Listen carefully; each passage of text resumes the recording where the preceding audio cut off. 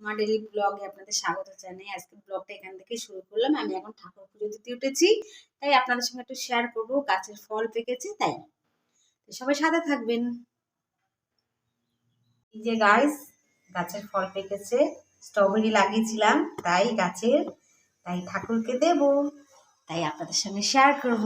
এই যে ঠাকুর পুজো দিতে উঠেছি, এই যে প্রথম ফল তো, তাই একটু ঠাকুরকে দেব। তা গাছে এই দুটোই জবা ফুল ফুটেছে, তাই এই দুটো জবা ফুল দিয়েই ঠাকুরকে দেবো। কী করব, যখন যেমন তখন দিরম দিতে হয়।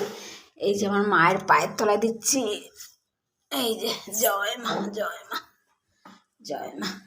আর এই একটা লোকনাথ বাবাকে দিচ্ছি।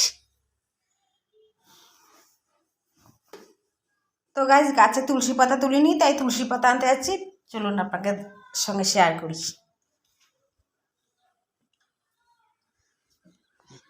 এই যে বাগান থেকে গাছে তুলসী পাতা তুলবো। বাবারে, এখান থেকে তুলবো তুলসী পাতা। এই যে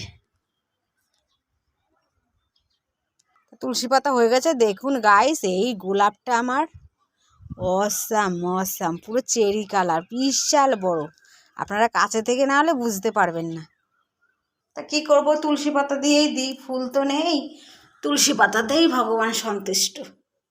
এই যে ফল কেটে দিয়েছি আর মিষ্টি দিয়েছি, এই যে আমার গপু সোনাকে দিয়েছি প্রথম গাছের ফল। তো গাইস, আমার পুজো দেওয়া হয়ে গেছে। এই যে, আপনাদের কেমন লাগলো একটু বলবেন। আমি যা ডেলি করি তাই দেওয়ার চেষ্টা করি, কোনো নির্দিষ্ট নেই যে আমি এই রান্নার ব্লগই দেব শুধু, তা না। আপনাদের ভালো লাগলে কমেন্ট শেয়ার লাইক করবেন। Tata, bye bye.